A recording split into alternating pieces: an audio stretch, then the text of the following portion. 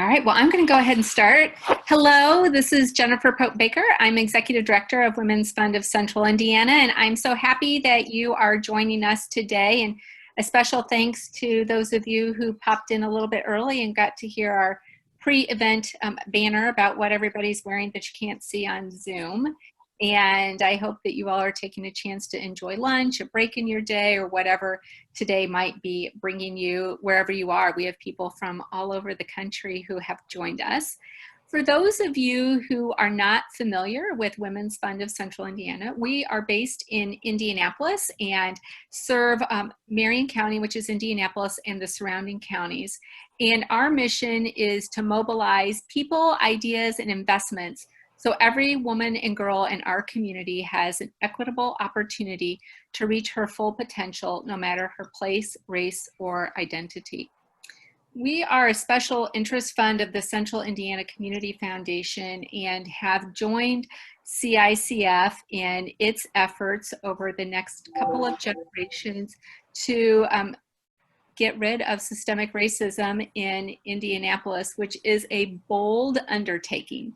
And it's something that Women's Fund believes strongly in. And as we strive to be an anti-racist organization, we have committed to shine a light in spaces where Black women have been silenced, underappreciated, and ignored. We'll lift up Black women by giving them a voice, recognition, and a seat at the table. We will engage Black women in our leadership and in our decision-making. We will advocate for equity and inclusion, and we will actively participate in dismantling racist systems. And we strive to do this in many ways, and I hope that those of you who are new to us will connect with us to learn more about the different ways we do that. One of which is having opportunities for people in our community to connect to our work through various town halls. And I'm so excited about today because it really centers around an article that my friend Tamara Winfrey Harris wrote, The Reckoning Will Be Incomplete Without Black Women and Girls. This appeared in The Atlantic magazine on June 14th. And even if you haven't had the opportunity to read it yet, you will certainly understand everything that Tamara was writing about as we go through today's conversation. And in addition to being a prolific and thought-provoking writer, Tamara is the Vice President of Community Leadership and Effective Philanthropy at CICF. She's a writer and speaker who specializes in the intersection of race and gender. And her work has appeared in New York Times, The Atlantic, New York Magazine, the LA Times, Cosmopolitan, and many other places. She's the author of the award-winning book, The Sisters Are All Right, Changing the Broken Narrative of Black Women in America, and the forthcoming Dear Black Girl, Letters from Your Sisters on Stepping into Your Power, which will be released in March of 2021. I had the privilege of having a sneak peek at her book when she had a launch with her publisher a few weeks ago, and I can't wait to read the whole thing. I'm going to turn over to Tamara now, who will introduce you to our speakers, and she will moderate the session, and then I'll be back at the end, and Tamara will also invite people to submit questions via the chat, which can be answered at the end of their conversation. So thank you for joining us today.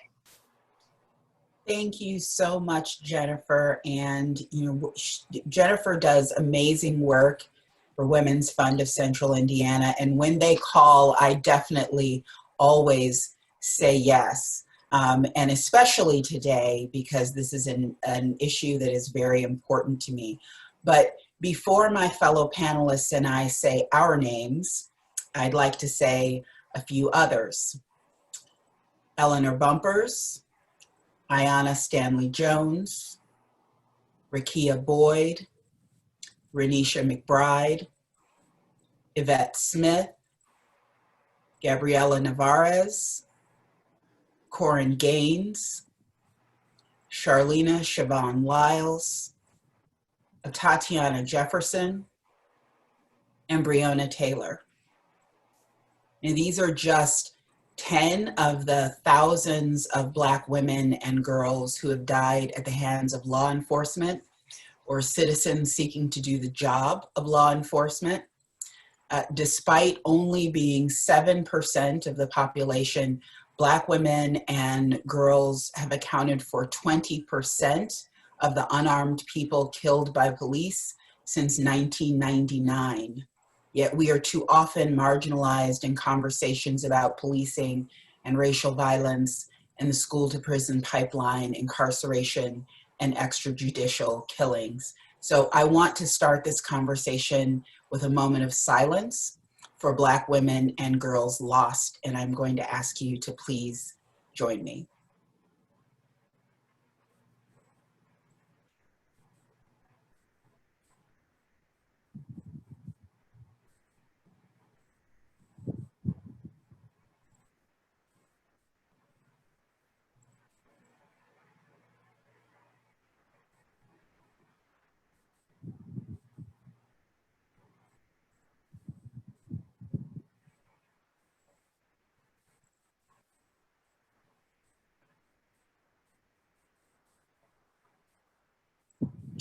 Thank you. And I encourage everyone listening to visit the website for the African American Policy Forum. That's aapf.org to learn more about the hashtag Say Her Name campaign. Now, I am extremely honored to introduce two amazing women whose work focuses on the well-being of Black people, but especially Black women and girls.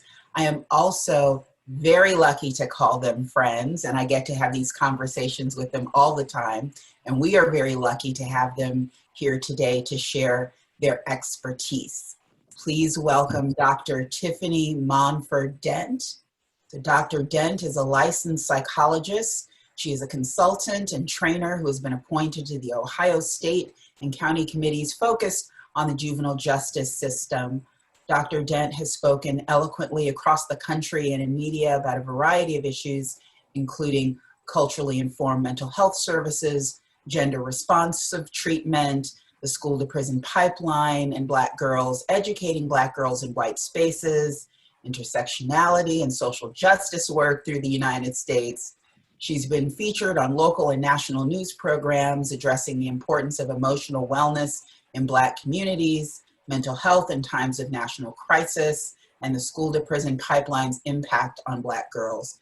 Dr. Dent is the author of 4 books: Girls Got Issues, A Woman's Guide to Self-Discovery and Healing, You Got This, A Girl's Guide to Growing Up, Reclaiming Me, Beginning My Journey to Overcoming Human Trafficking, which is available as a free download for therapists, and Black Girl Unapologetically. She's a co-author of 2 others, Becoming Who I Want to Be, A Good Lives Workbook for Young Women, and its accompanying counselors edition. I told you they were amazing. Welcome, Tyffani.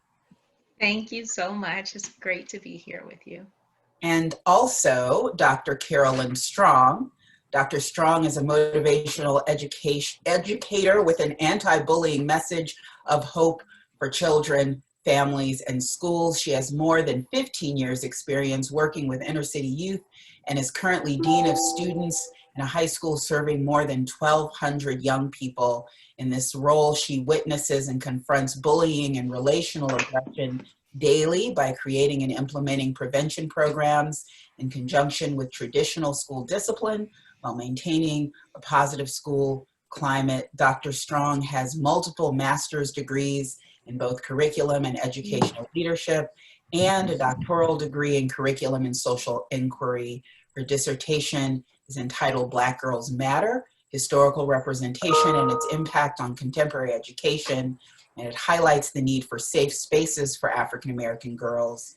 Dr. Strong's research focuses on bullying and the Black aesthetic, girl bullying, intraracial bullying, and anti-racist education, cultural competence, and the mitigation of microaggressions. She's the founder of BullyStink.com and has conducted trainings at schools and conferences throughout the country. Welcome, Carolyn. Hi. So I told you, I had to cut their bios down. So just know that that is the tip of the iceberg with these two. After Dr. Dent and Dr. Strong, we're professional today. They are joining me to discuss the issues raised in my article, The Reckoning Will Be Incomplete Without Black Women and Girls, which, as Jennifer said, appeared in The Atlantic. And I just want to read the final paragraph of that article because I think it sets the tone for what we're going to talk about today. I wrote that the racist American criminal justice system is wholly destructive to Black lives without regard for gender, age, sexuality, or class. It wrecks families. It robs children of safety and education. It shortens lives.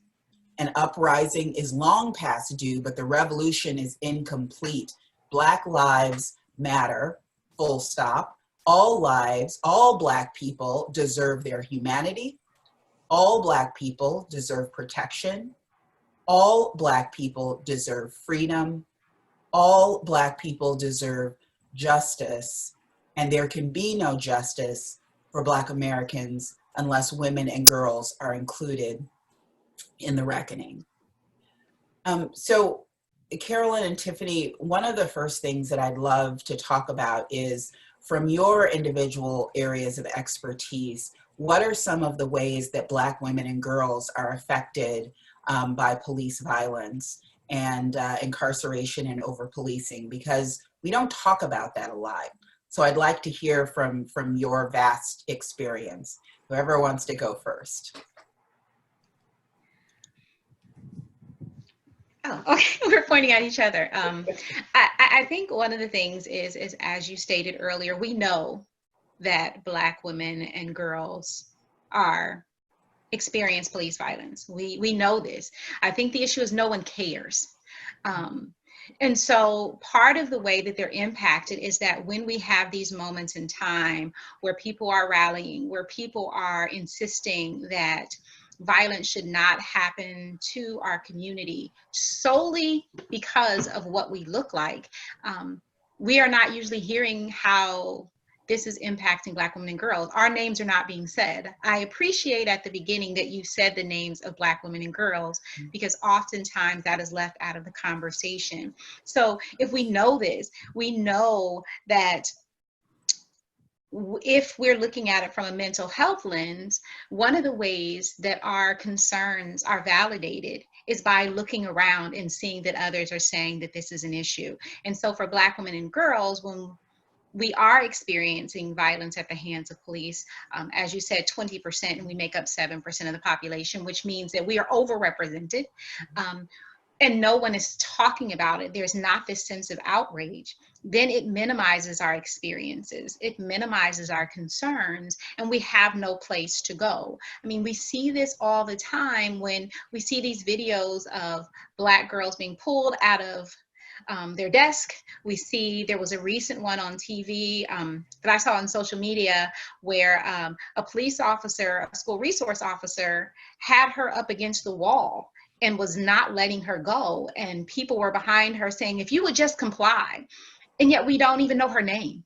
So there are these stories out there, and this is happening to us. And our oppression is being even more marginalized within our community and in this whole movement. And so what does that say about our value? What does that say about when we're looking to see if this is justified? We look around and we see that no one is viewing this as a problem. And so how does that then impact our willingness to talk about it, but also how we process what is happening, because we don't see anybody amplifying that situation? Just like to take a look at that through the school lens, because that's where I see most of this. We have police officers in our schools, and instead of utilizing them for what police should be used for, which is when someone commits an actual crime, what we tend to do is use the police as an extension of rule enforcement. And so what they have to do in order to be still within the scope of their job is that they have to make things appear to be criminal. And in the case of Black girls, what we tend to be talking about is the intersection of phenotype and gender now becoming criminal. Mhm. So you have a situation where a teacher has told you to do something and you didn't comply. And we up the ante and we up the ante until it gets to the police. And now you have police coming in, and that's how you have 11-year-old girls getting thrown across foyers because they took an extra milk. That's how Mhm. Black girls getting dumped out of seats. That's how these things happen, because Black women, just the fact of being Black and a woman, has been criminalized. We don't have anybody standing in the gap for us. We don't. And I think even speaking on that, if we look at just the fact that when we add those pieces together, our normal advocacy and action and protest for something that's happened in the school setting or that's happened in the community where we're saying this isn't correct, suddenly because we exist within Black skin, automatically it becomes that this is a threatening situation and now I am justified in using violence against you. And so I think that's part of the issue as well, is that I should be able to tell you that I view something as wrong. I should be able to say, I'm about to go, just let me leave, and that be acceptable. But instead, because we are Black, we exist in this Black skin, and we also know this tendency to view Black women and girls as aggressive when we are advocating for our rights, we then are able to, in this over policing lens, we're able to then describe this as threatening and deserving of violence. So to provide some context for what we're talking about, so we're starting this conversation talking about the school to prison pipeline, because it's important to know that the effect of police violence on Black women and girls is not just about, you know, an ancillary effect. We will talk about that a little later because it is important. But, you know, we are impacted directly by violence and over policing. And one of the ways it starts is very early, just as it starts with Black boys, it starts in schools. Black girls are actually the fastest growing group in the juvenile justice system. And some of the things that complicate that, as you know, both Dr. Dent and Dr. Strong were saying, are the stereotypes that follow Black girls. So, you know, there are 4 core stereotypes about Black women and Black girls, and they affect the way we are viewed in education. One is the sapphire stereotype, and all of these are rooted, you know, began during slavery. You know, the idea that Black women and girls are aggressive and more masculine, harder, so dangerous. The idea that Black women and girls are hypersexed, so hypersexual. The idea that the appropriate place for Black women and girls is as servants. And then there's a 4th one that, you know, kind of revolves around matriarchy. But those three stereotypes, so the Jezebel, the Sapphire, and the Mammy, affect Black girls in school. It affects the fact that Black girls are over suspended and over expulsions. It affects the fact that Black girls are more likely to get violations for dress at school, which is seen as hypersexual. And it affects the ways that Black girls are expected to move in classrooms. So what I'm hearing from Dr. Strong in particular is, so Black girls always appear to be violating the rules just by existing. And then we have law enforcement in schools that are then called upon to address those violations of school policy, or just violations in the way that Black girls are expected to behave.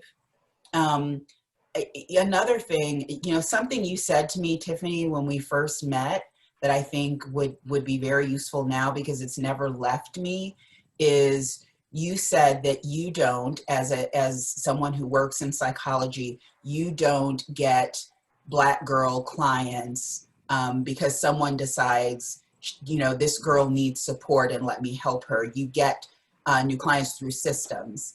And I think that is very relevant here. Can you speak to that? Yeah, I think one of the things that happens is that there is this tendency to not frame Black girl issues as their trauma experiences, as they're trying to navigate through a world that does not value their existence, and what that looks like and how that impacts you psychologically. Instead, what ends up happening is only when it becomes a problem for someone else do you now decide that she needs support and that she needs services. And even in that framework, you don't send her to me to address what she needs. You say, she's mouthy, she has oppositional defiant disorder, she's fighting the teacher, she's not listening to the adults, she's not conforming in the way that we want her to. So we're sending her to you to fix that. And not because, let's see why she is struggling in these situations. What is going on in the home, in the school, in the community, within herself that is causing her some concern. So instead, I get you through juvenile court, because they'll file what they call unruly charges, which is you're not operating and navigating this world in the way that we feel you should. So you're not conforming to the rules in the way that we would like them.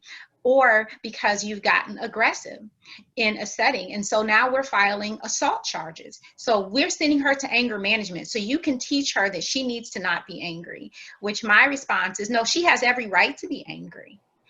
And so I'm not going to teach her not to be angry. I'm going to work with her on what does this look like and what are the messages that you're trying to get across, and are people listening to you when you fight them? And usually when they come to me, they have been trying to navigate in a world and no one's listening. And so then when you come to me and the court says, did you address this? And I say, well, no, that's not what we're addressing, because that's not the issue.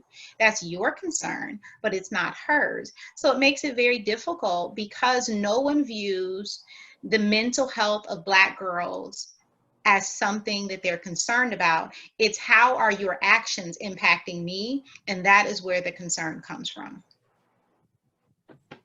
Can I just add to that very quickly? I agree with everything that you just said, being in the schools, because we get a lot of those requests. Well, how are they behaving in school? What have they done? Let us see the discipline records and those types of things when we're trying, when someone is trying to seek mental health services for a child. But you have all of those barriers, but at the same time, depending on your system, you also have additional barriers. Mm-hmm. I am privileged in the fact that I have insurance for myself and my children.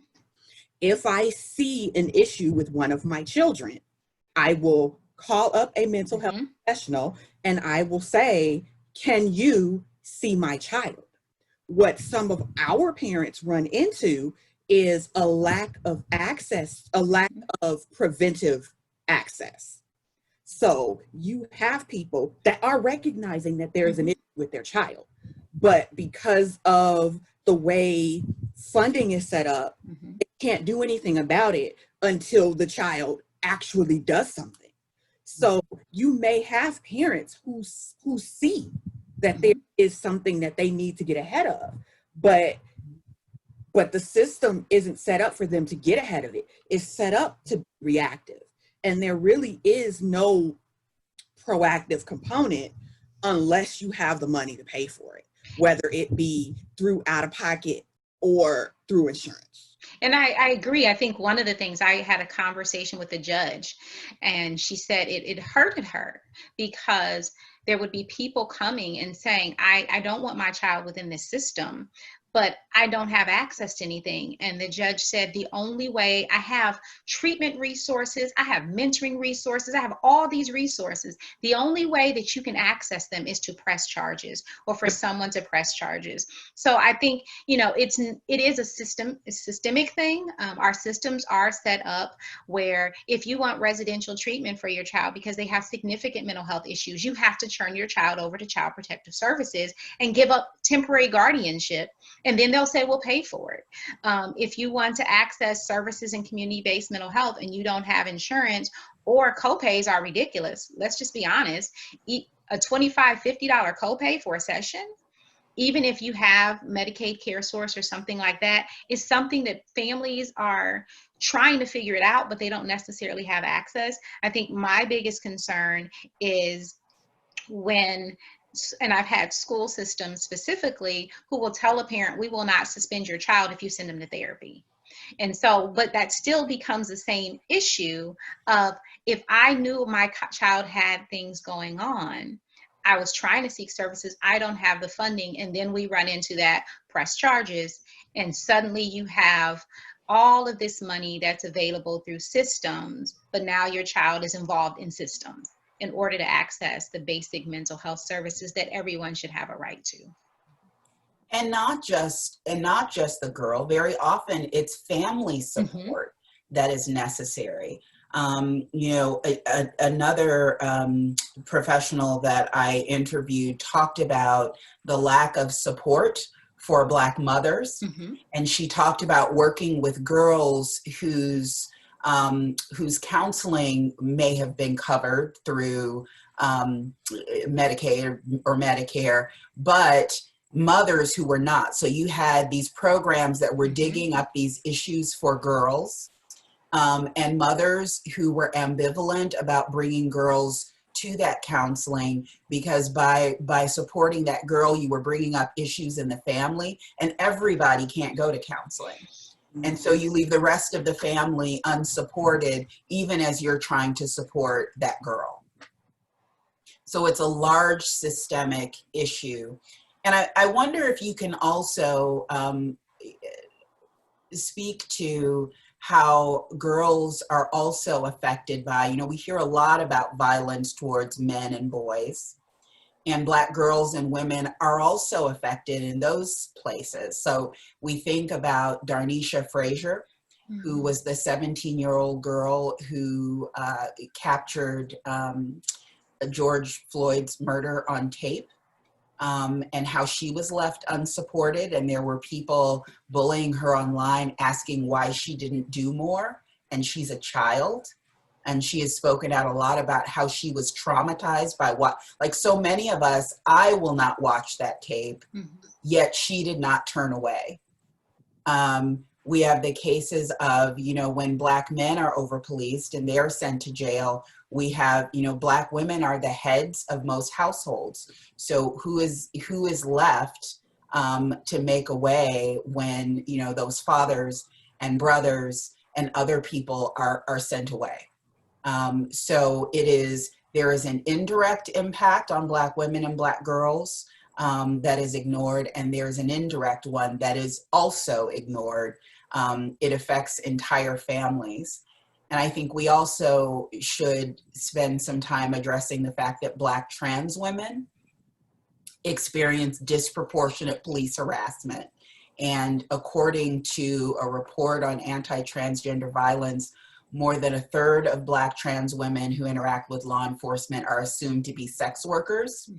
And because of that, and because of the lack of respect for sex workers, that leads to additional harassment and abuse and mistreatment.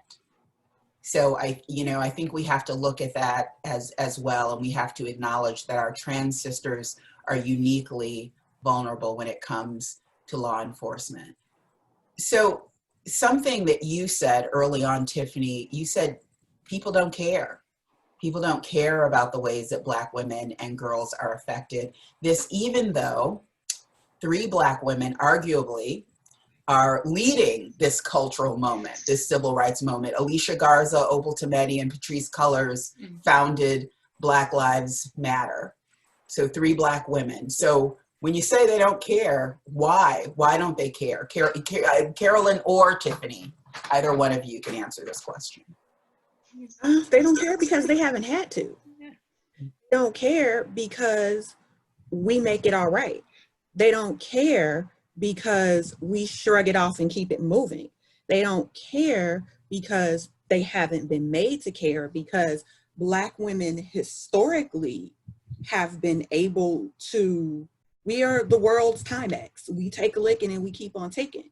And the reality of the situation is this: now we're having Black men separated from homes and families due to incarceration. Prior to that, we had Black men being separated from homes and families due to lynchings. Prior to that, we had Black men being separated from homes and families due to slavery. So since there was something in this space or in this time that was called a Black woman, we have at one point in our existence or another had to be the de facto head of household for one systemic reason or another. It's not the life we've chosen. It's not the life we've even wanted. But if you're going to maintain your family, then you have to do what you have to do to keep things moving. And because something is working, people haven't taken the time to figure out the emotional toll. And now we're starting to see women with health issues that Dr. Shaniqua Barnes argues are directly related to all of these network stressors that Black women have in trying to keep everything together. And so now we're starting to ask those questions that have never been asked before. But the reality of the situation is that this isn't new. And I think one of the things that it's not new, and it's also something that Black women have been conditioned by other Black women, as well as by society, to say is normative. And is a badge of honor, which is unfair to us. We have been reared to center the needs of Black men and boys in all conversations, in all spaces. And what is that message then for us? The message is you don't matter except for in your proximity to your support of Black men and boys. And so in that, when we are dealing with mass incarceration, yes, Black girls are one of the largest increases in population in the juvenile justice system. Black boys still are a bigger percentage of that, but in those conversations, we then don't talk about Black girls. We continue to have these conversations about Black men and boys. And the irony is that the founders of Black Lives Matter, part of it came out of what was happening with Black men and boys. And if that conversation would have started with Black women and girls, it would not have taken off, because for one, Black women would not have supported it. Because I know in spaces that I go, when I'm having conversations unapologetically about our Black girls, I wrote a blog post about within 5 questions, I'm asked, what about our boys? And then the conversation shifts to their needs and not our girls. So when we're looking at incarceration, we know that women stick by our men and boys when they are incarcerated. Yet when you go to visitation at a women's prison, no one's there except for her mama, sometimes with her children. We know that even in situations when we are, amazingly for me, one of the themes I saw for Miss Frazier, when people were coming at her like she should have done more as a kid. And yet she did more than grown folks who were around were doing, because part of it is this message that as Black women, we stand there and we do everything we can, risking our own emotional and physical well-being. In the case with Philando Castile, she was in the car and she's recording this. So there are these times when we as Black women have this expectation that no matter our needs, no matter our safety, we put it all on the line. And if you haven't put everything on the line, then you are not meeting your objective. The fact that these were grown men killing this man, and the world is saying, Black girl, you should have stepped in, which pretty much says you should have stepped in and been willing to die in this situation, versus acknowledging that she needed some level of protection, because we don't believe that Black girls need protection, is a problem. And I was on a conference call and this lady said, well, it's in our DNA as Black women to be strong and to take care of our community. And I said, no, it's not DNA, it's conditioning. And at some point in time, we have to begin to be okay with saying, Black girls and Black women, you need to care about yourself first, because no one else is going to do it for you. I think it goes back to, again, the stereotypes that I talked about. Mm-hmm.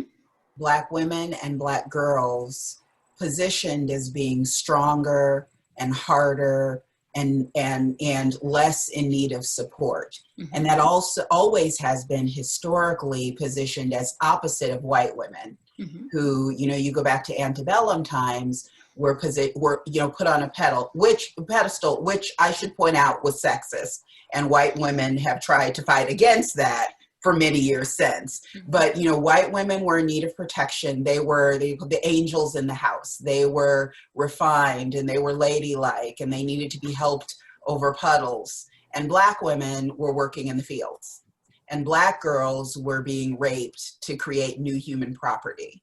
And so there's this idea that has followed us that we don't need protection. As a matter of fact, the Georgetown study that took place, I think 2 years ago, that showed that Black girls between the age of 5 and 14 were seen as more adult-like and in less need of support than other girls.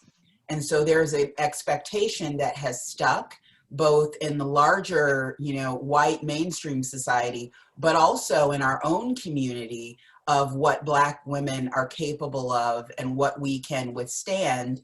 And as we sort of internalize the idea of the strong Black woman, which is, can be a positive thing, because I speak to many women that say the idea that my, foremothers could make it through Jim Crow and, Reconstruction and civil rights and all of these things. And they just kept getting up and they raised their children and they did all this. So it's empowering, but it also can be deadly when we feel like we don't have, we are not allowed to rest.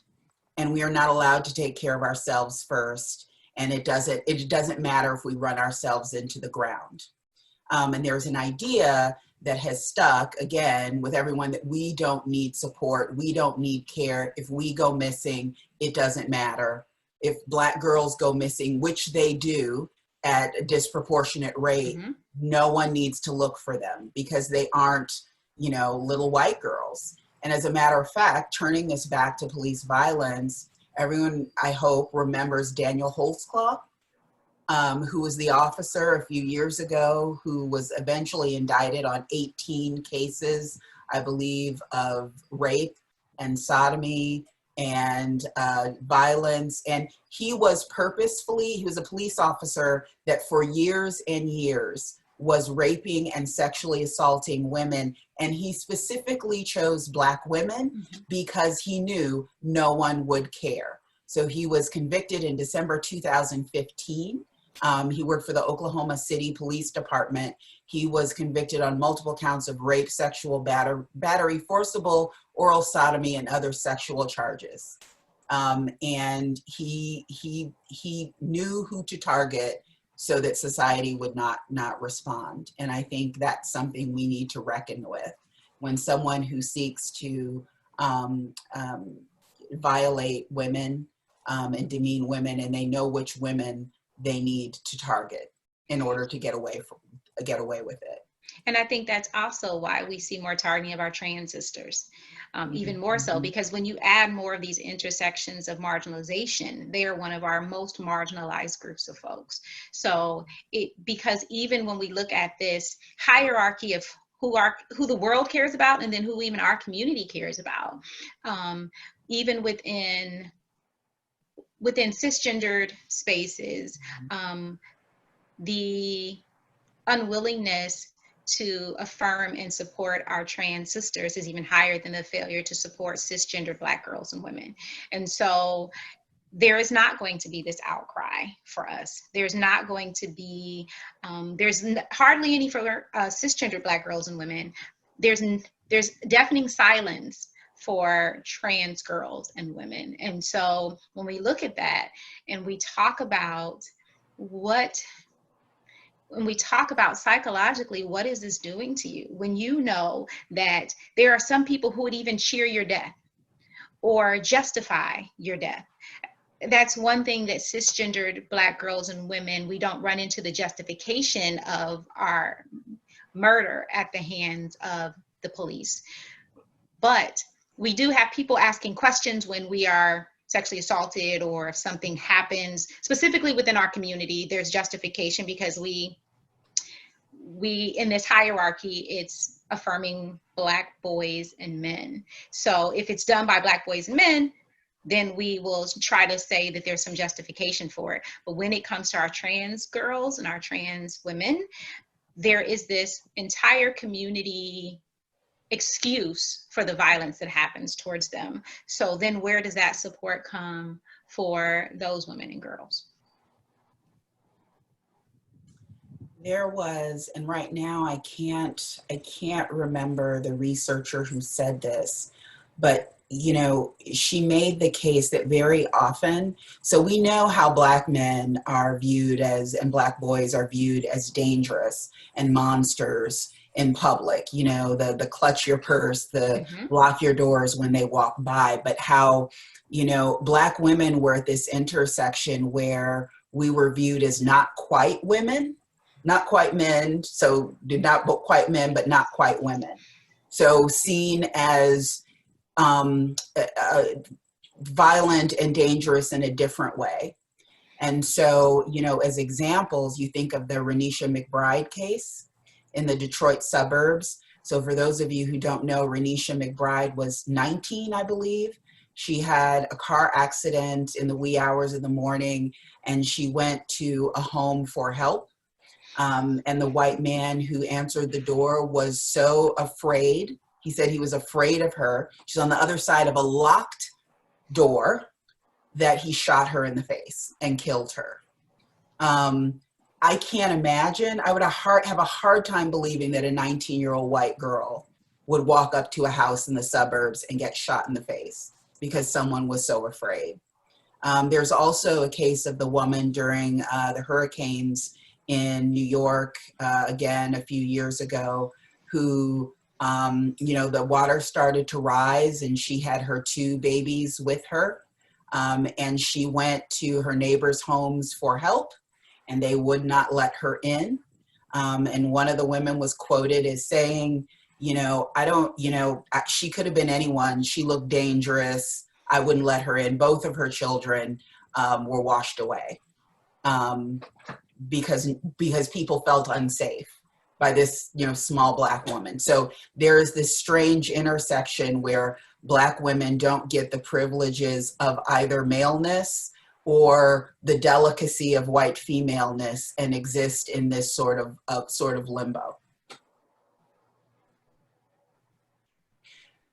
So I want to first I want to remind people who are listening, one, Carolyn very helpfully put a link to the Georgetown study in the chat, so thank you, Carolyn. I also would recommend that you read Push Out by Monique Morris, very important book. She is now the ED of Grant Makers for Girls of Color, but she has done amazing work around how schools are pushing out Black girls. The National Women's Law Center has done a lot of work on push out schools and also has a lot of resources on their site. But I want to talk a little bit about how do we fix this? I mean, you guys are in 2 positions of power, doctors, from both a mental health and an education standpoint. Like, what are the policies you would change? What are the practices you would change?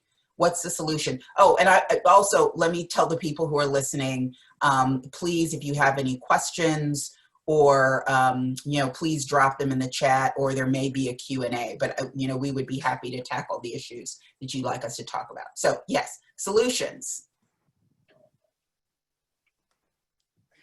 Where do we start? I think for me as an educator, the first step is acknowledgement, and we don't do enough of that. One of the things that the field of education has been consistently unwilling to acknowledge is the fact that we are now dealing with an educational system that was created by and for white people. I'll just say it. We're dealing with a system that was created by white land-owning men who very ardently were clear on the fact that they were not trying to create a middle class. They were just trying to create a situation where you would be educated and learned enough to follow rules. That is the argument on why schools have bells, to indoctrinate you into this industrialized system where we don't have to tell you what to do. The bell tells you what to do, similar to in factories. And we still operate that way. We still operate on agrarian schedules for schools, even though that hasn't been the case for a very long time, that we need children to be able to leave schools to go participate in agriculture and the livelihood for their families. We are still working within this paradigm that schools serve a function that they don't serve. And until we get to a place where we're willing to acknowledge the function that schools have to serve now, we're going to keep being in this space. So we have systems that unfairly target certain demographics, that unfairly discipline certain demographics, and give the powers that be the autonomy to do so, in terms of how you write a discipline referral, and in terms of the fact that I can write a discipline referral based upon a perceived threat and not have to document an actual issue. Well, the child was insubordinate and I felt like this. Okay, at what point do we start holding people accountable and say, you felt like this based on what? Because don't get me wrong, I am a disciplinarian by trade. There is value in changing behaviors of children. But what I can't change is the behavior of a child based on the mindset of a person in charge that's unwilling to recognize their own personal bias. So the first step is acknowledgement and reflection. And until we get past that point, we're going to be stuck in this limbo of where we're saying, we want to do better, but it's not working. Well, it's not working because you're trying to change the child and not your mindset. People that are trying to change kids clearly don't have any. Well, what supports, what you're saying as if it needs support. But, I've been interviewing Black girls with, our mutual friend, Deshaun Perry, for several years. And one of the things we've seen more and more is this over-discipline of Black girls in majority Black schools, and rules like you must walk down the center of the hall as you go from class to class. Things that feel more like institutionalization, like something you would do in prison than it would something you would do in a center of learning where you're trying to help children flourish and grow and nurture their spirit of learning. And Go ahead. Yeah, I was about to say. Okay. And I was going to say, even when we look, I do a lot of work within the juvenile justice system and child protective services, because that seems to be where I enter in the most. It's the same in those systems, how we frame things. I remember sitting in a meeting and they were talking about two different girls who were both not doing well in therapy. And the Black girl was resistant. She was manipulative.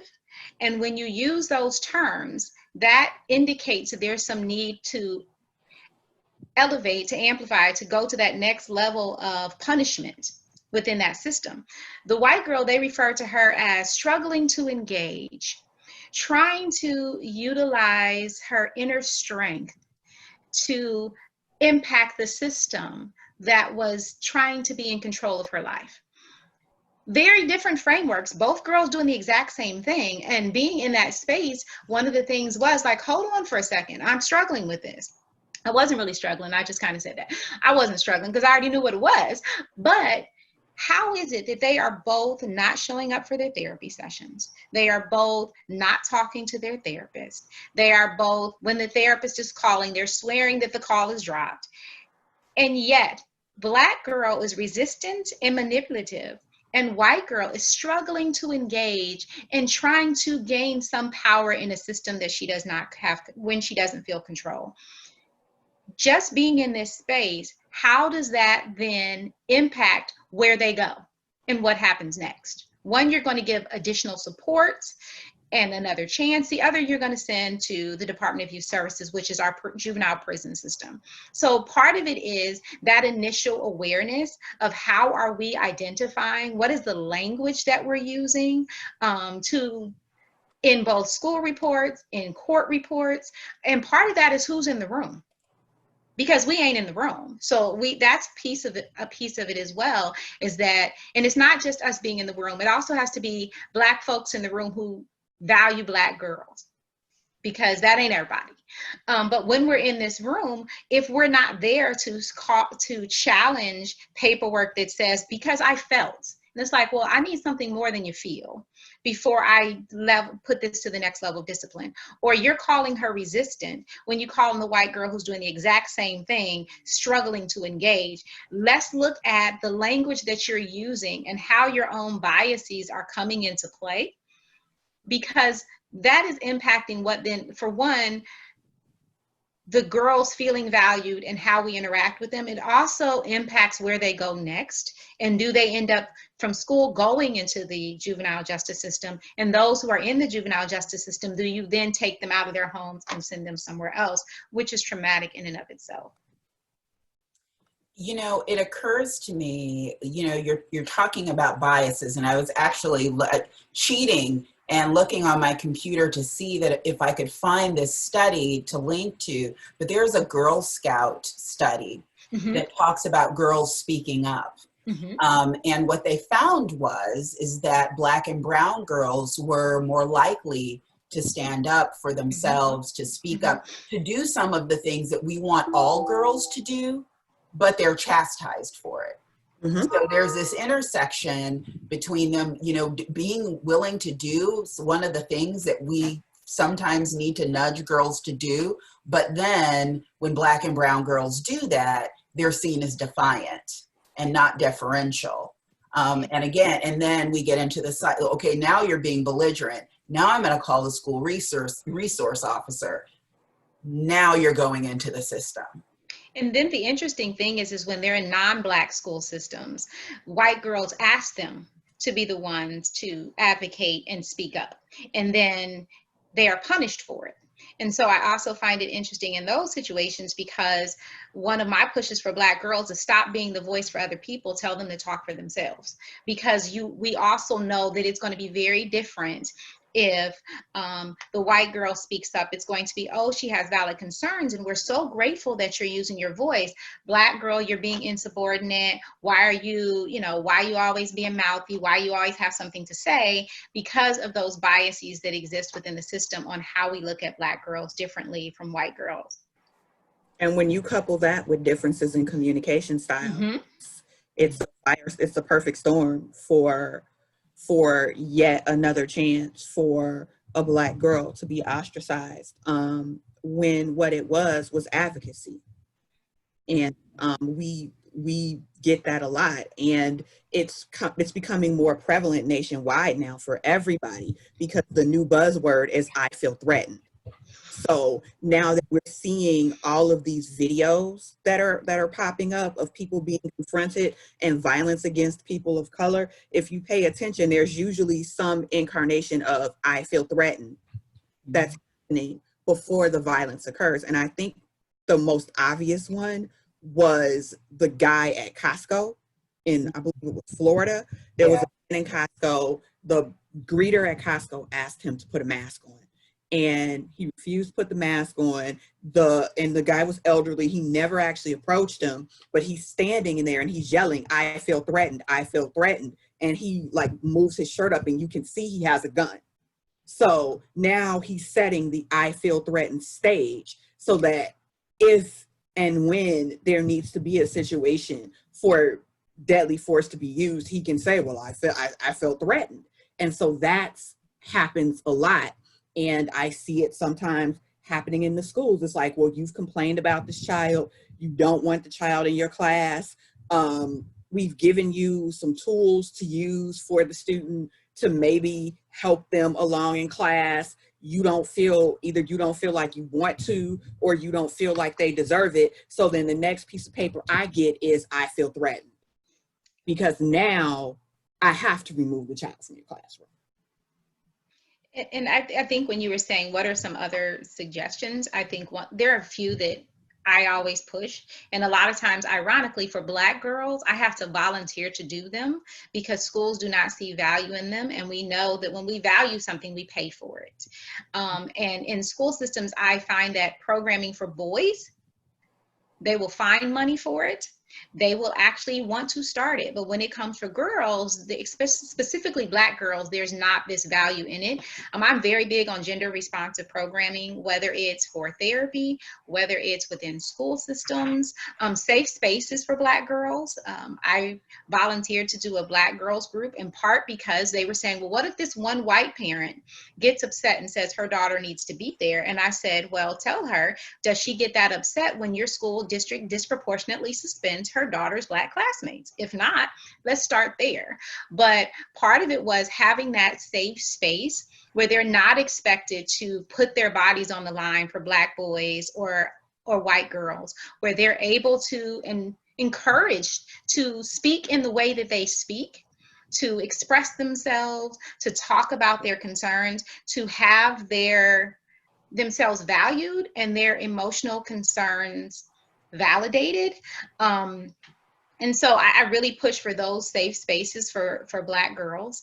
And then I also think that we need to address the implementation of policies and practices within schools. That someone needs to be looking at those numbers, reading those reports, like Dr. Strong was saying, and saying, let's look at how you phrase these things when it comes to Black girls differently from when you phrase them for other people. Let's look at the difference in the suspension rates for the exact same infractions, which we know from research, they are more likely to be suspended for the exact same infractions when we're in this juvenile justice system.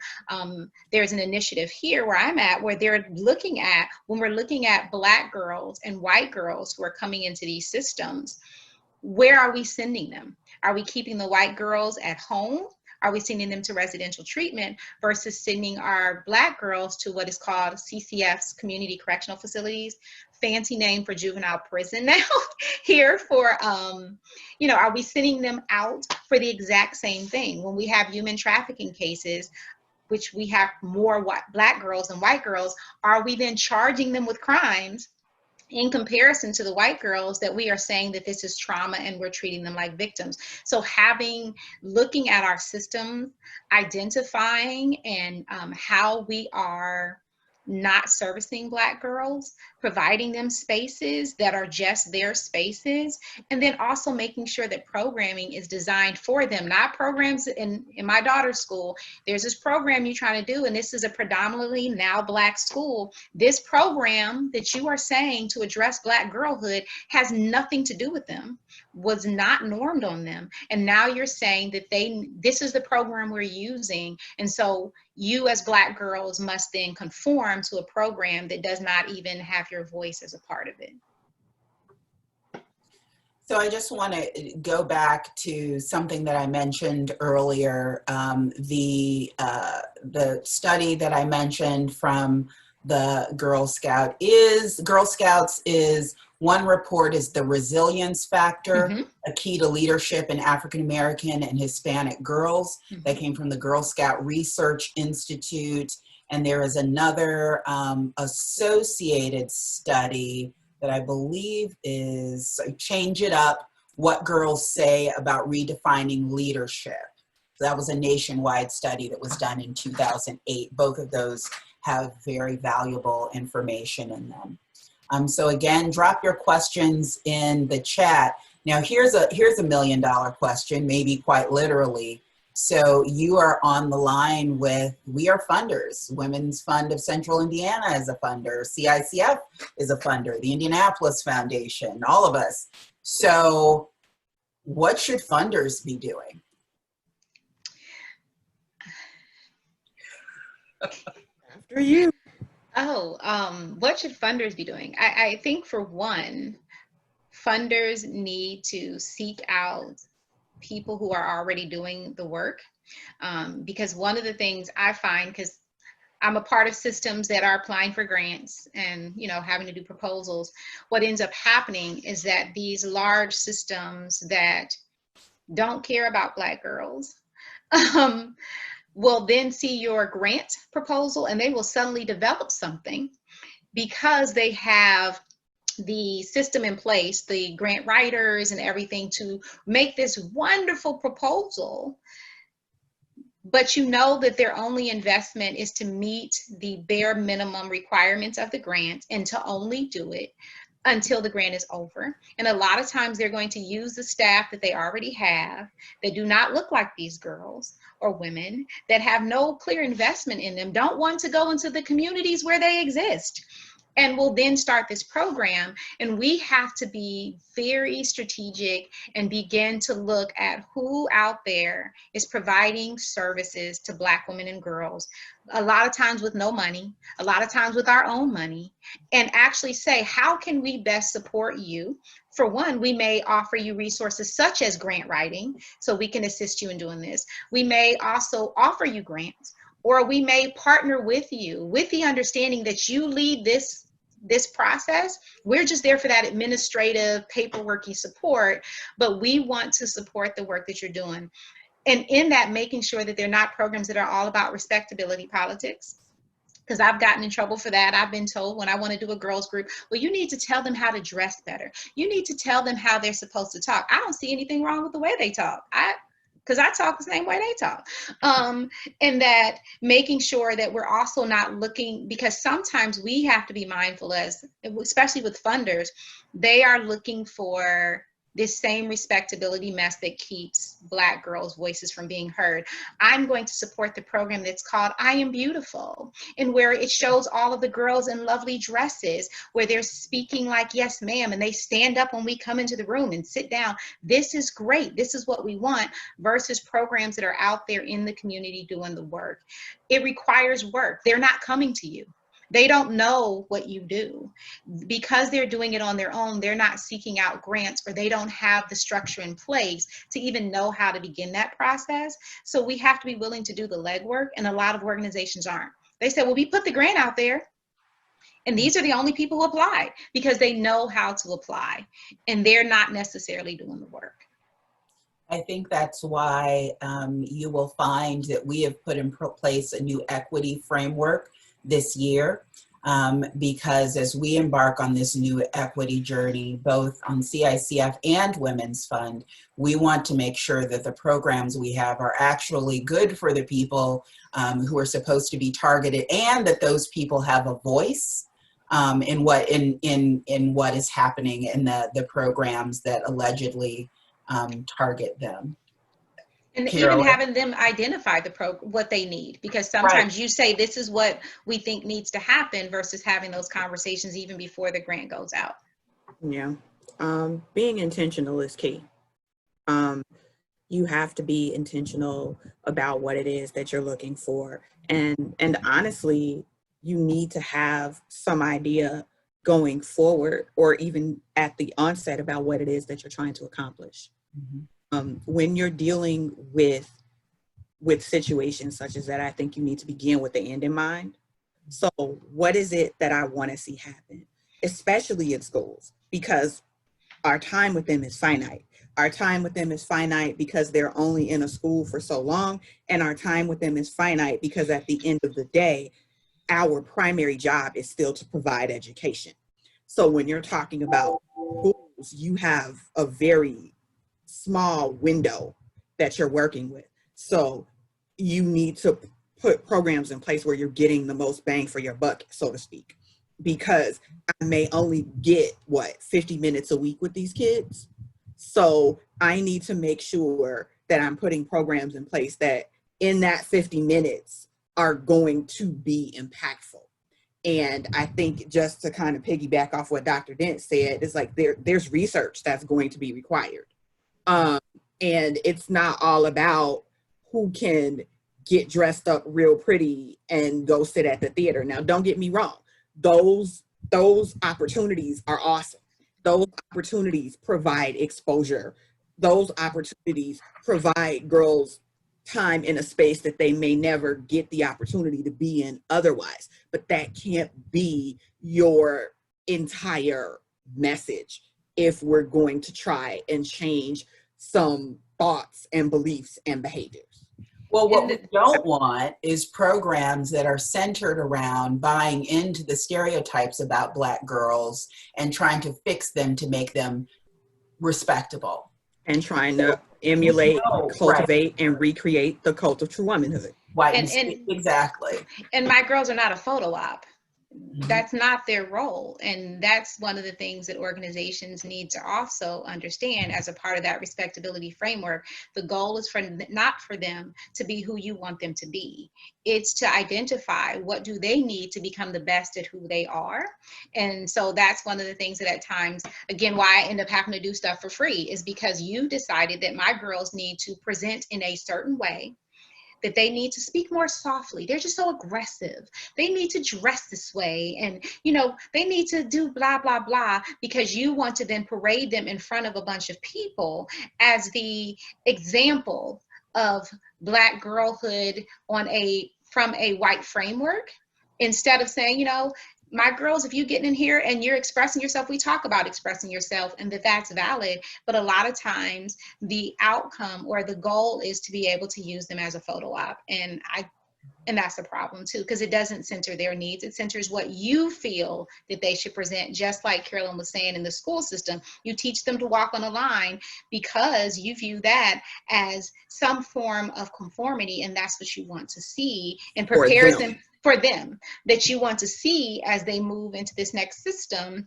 that you have designed for them this track that you think they're supposed to be. I hate schools that when I go into them, you have all of the kids stand up in the middle and greet people, because for me, you are doing a photo op. You're not really addressing the individuality. You're not allowing them to figure out who they are. You've decided what you want them to look like. And that's a concern for me with grant funders, is that the outcome is what you want and not necessarily having the conversation about what they want and what they need.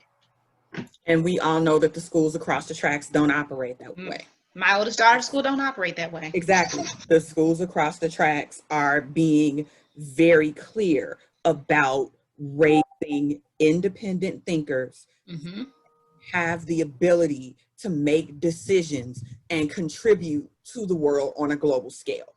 And question. You mean the good schools. Yes.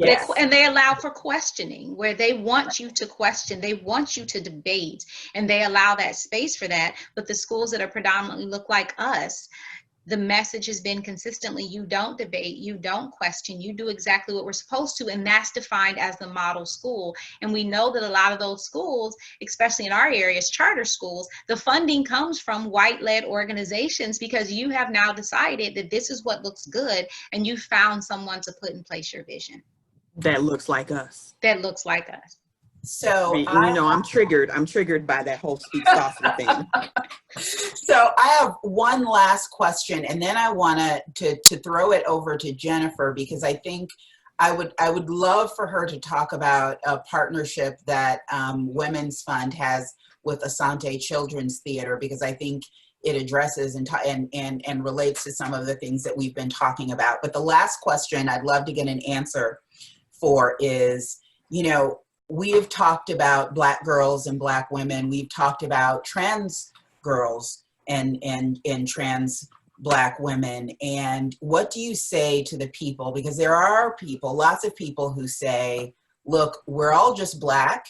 And by addressing all of these identities, you're a woman, you're like this, that we're somehow diluting the message. And that we're taking away from the overall liberation of Black people, but they're laughing at me by carving out and targeting Black women and girls. And so I am dying to know how you would respond to that, and then we will pitch it back over to Jennifer. How would you respond to that?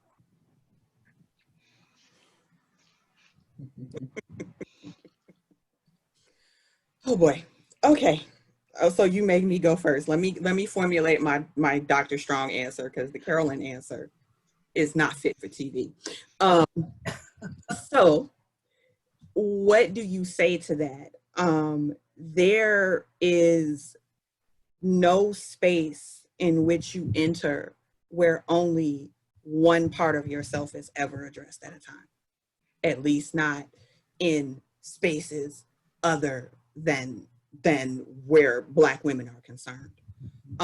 There's no other demographic that is consistently and constantly asked to operate with one hand tied behind their back, and to go throughout the world having to make purposeful choices about which part of themselves they want to focus on any given day, on which part of themselves that they want to highlight at any given day.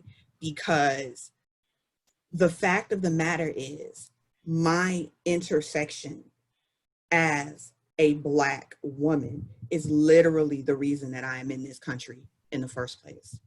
My intersectionality as both being Black and being a woman is what got me across the pond to be the progenitor for more chattel, because no one else could do that and have that chattel remain Black there, and therefore subjugatable. So you can't not look at that and not look at the fact that my purpose for even being in this space has been inherently devalued, in the sense that the only reason I'm in the space was for my ability to provide something for someone else, and I intrinsically had no value. And that was because I was both Black and a woman. So how do we now turn around and say that both of those things don't matter, when at the onset, they were the only thing that mattered? Tyffani? Dr. Dent? Because I was about to give you the Tyffani answer. I think the first, right. I think the first thing is that whose message are we talking about? Because as Carolyn mentioned, every day those intersections impact how I live in the world, how the world views me.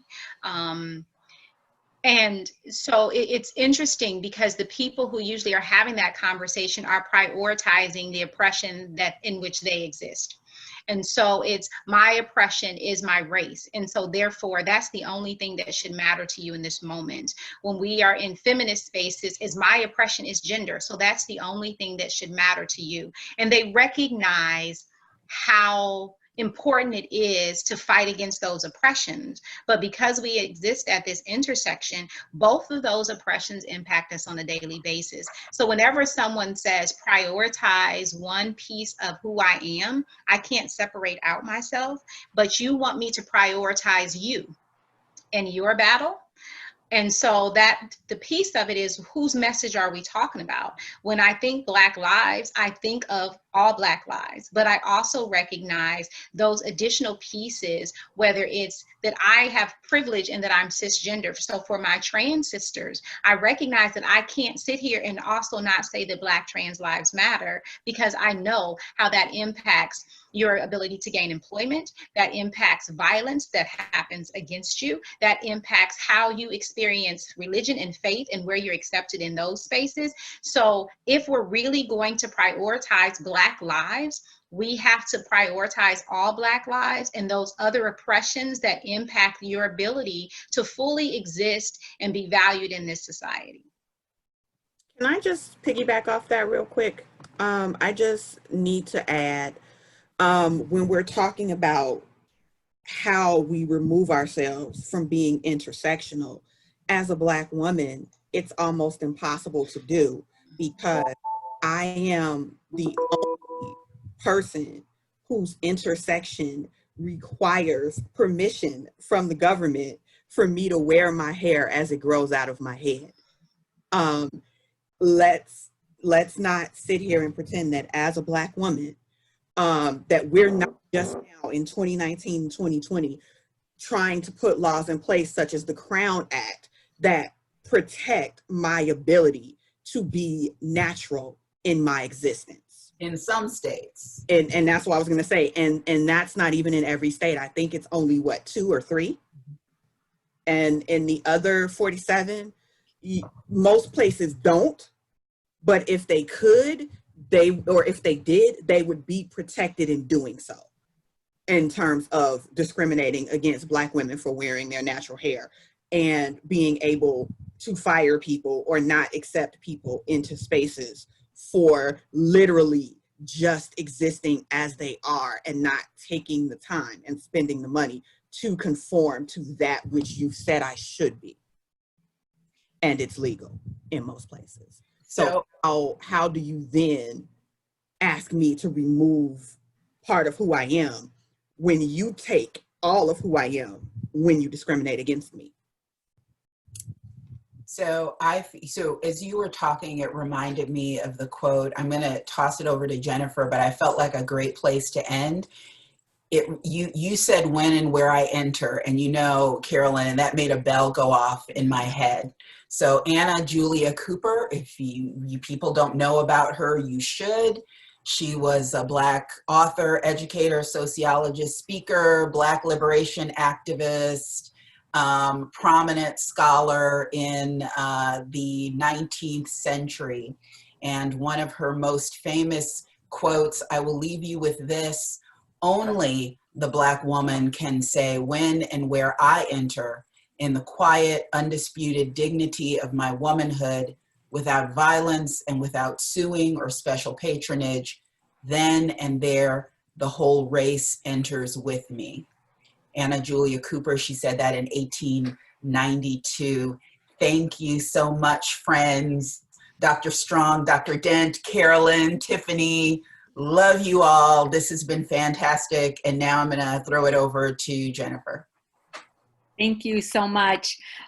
That's a tough transition, and as I'm so grateful to the three of you women for sharing with us today, I really hope that my white colleagues and friends and white guests who are on this were really paying attention to that intersexuality part of the conversation, because it's not something that as white women we have to deal with as individuals. It's something that we must be aware of, and that we must bring the full force of our privilege to helping change that. So someday that is also not an issue for Black women and girls. So Tamara asked me to talk about a relationship we have with an organization called Asante Children's Theater. Many of you who are friends of Women's Fund know about this, so I'm just going to give a brief highlight, but I think the process we use to select them as a grantee is most relevant to this conversation. In 2018, Women's Fund welcomed former First Lady Michelle Obama to Indianapolis, and the proceeds from our event that night were used to primarily make a gift of $750,000 to positively impact the emotional well-being of young Black girls. And that was in response to things that Mrs. Obama talked about that night, and the extraordinary response that we had from our community saying, I didn't know Women's Fund was involved with emotional well-being and mental health issues. And I'll tell you the process in just a minute, but it resulted in a $750,000 grant to Asante Children's Theater, which is a small theater program that's been in existence for a couple of decades in Indianapolis that uses African storytelling traditions to bring theater to a primarily Black audience of children. They partnered with Boys and Girls Club, with Community Health Network, and IUPUI to put together a trauma-based theater program to help young girls process the different traumas that they've had in their life, and to have effective therapists on site who would also be with them at Boys and Girls Club, who would also connect with them at school, who would provide resources to them and their families through Community Health Network. But they would use storytelling to process and tell their own stories. With the younger girls, they have someone who writes their story for them. For the older girls, they write their own story and then they perform them. there at the very beginning. They've had one full session, and then the pandemic came along and changed things. So we're really looking forward to seeing how the next couple of years of this programming comes together, because it was a 3-year program, which may turn out to be longer given the changes because of the pandemic. But I think the process we used is most important, because we cannot, as Women's Fund, have white women making decisions about what the best kind of programming is for Black girls, nor should white women be deciding the process for what the grants application and review would look like. So right now, our grants committee is comprised of co-chairs, one who's Black, one who's white, and the entire committee is 50% people of color and 50% white people. It's mostly women, but we have men who are involved in our work too. We're 4 men, we're 4 women, but we're not against men. But we had a special subcommittee that we put together relative to this mental health initiative. And we made sure that we had Black women who are therapists who were on this committee, that we had Black women who were teachers and administrators in schools who were on this committee, that we had Black women who were experienced in the nonprofit delivery sector. And then, there were also white women who were involved in the process as well, but they were a small minority of that committee. And then that committee together looked at, what's the history of Women's Fund? What is our personality as far as wanting to make gifts to the community and are wanting to take risks? And this was a big one. We wanted to take a risk and fund a program that was not in existence, that would disrupt in a positive way the way services are delivered to young Black girls, because we knew they weren't being delivered in a culturally competent way. And so then this group together said, based upon our experiences as therapists, educators, and providers, that we know these are the kinds of things that have worked and have not worked. And these are the ways that we should expect the people who surround these girls to behave or not behave in the delivery model. And so then they created an application process based upon the information and experiences and the education they have. And then that went out to the community and sought very specifically culturally competent programming for young Black girls. And it was amazing, the results that we received. Some of them were incredibly tone deaf and people who were just chasing a big pot of money. And because our usual grants are $20,000 or $30,000, not $750,000. But then we received a lot of proposals that had really solid ideas. And then we let the experts in this space make the decision, because we needed experts who were used to working with young Black girls to make the decision on what would be the best way to respond with these dollars to support them. And they landed where they did with the Asante Children's Theater. We're going to put a link to a blog about the work we're doing with them. Some of you on this town hall might have participated in one we did with Asante in early June. And we're thrilled with the result that we had. We're thrilled with the work that they're doing, and we feel very confident that the programming was designed in a way that would reach the participants in the best way possible, and not in a way that a 52-year-old white woman who has no idea what programming looks like, has zero expertise in mental health modalities for young Black girls. That should not be the purview of people who look like me and have my experience. What I bring to the table through my leadership of Women's Fund is, this is the kind of risk we're taking. These are the kinds of ways we want to measure and have outcomes and have reporting. That's what I bring to the table, but not that expertise. And Women's Fund really tries to think like that in the grant making we're doing. And we're really looking towards, as we go into 2021 and start thinking about our application process for then, I think that we're going to start asking more questions about who's at the table at the organizations preparing applications and how are they engaging young women. We've always said if an applicant organization has to have at least 50% women on their board, we look at the women who are in their leadership on staff, and we haven't as closely looked at women of color and Black women as we should have in the past. And we've looked at it, but we haven't looked at it consistently with that hard line that we say every applicant must have 50% women on their board. We need to figure out what some of those lines are that organizations have to meet and exceed in the future. But we will have members of our board and our grants committee helping us make those decisions so they're the right decisions. So when we say that that Black Lives Matter, that we want to give Black women and girls a space at the table, a voice at the table, and leadership and decision-making power, that we're honest about that and we're doing and we're following through all the time. So when we talk about women's lives and that we are here to support all women and girls in our community, that we're doing it not in the same way. It's not a cookie cutter process. It's in the best way for whatever population of girls that or women we're talking about. So Tamara, do you want to add anything to that about the work that you're leading on the CICF side?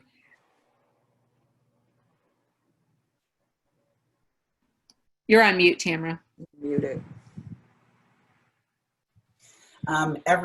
You all listening probably know that we have a new mission and a new focus on equity, making sure that everyone in Central Indiana has access to the opportunity to reach their full potential, no matter their place, race, or identity.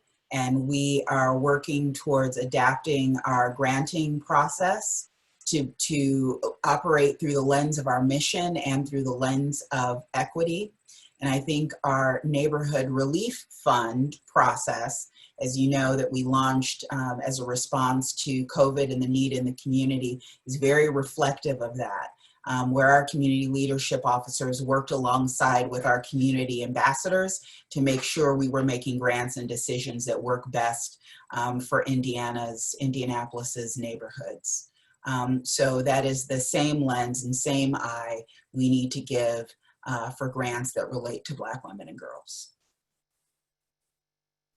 Thank you, everyone. I am so delighted, Dr. Dent and Dr. Strong, that I have the opportunity to learn from your expertise, from your experiences, from your opinions. I would have loved to have heard the answers on intersectionality from Carolyn and Tyffani, as opposed to Dr. Strong and Dr. Dent, to see what you would have said there to do, but appreciate that you reserved that. Everybody who joined us today, thank you so much. Thank you for your interest in the work that we're doing. I think that many, many people who are in Indianapolis who signed up for this signed up because of Tamara Winfrey Harris. I cannot say enough how fortunate I am to be her colleague and to work alongside her every day.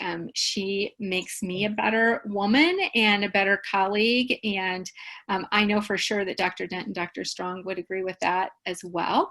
And we have recorded this session and we will post that on our blog sometime soon. And I appreciate everybody today. Enjoy the rest of your afternoon. And I hope everybody takes time today to do something that's just for you, to look out for your emotional well-being as well. Thanks so much. Bye.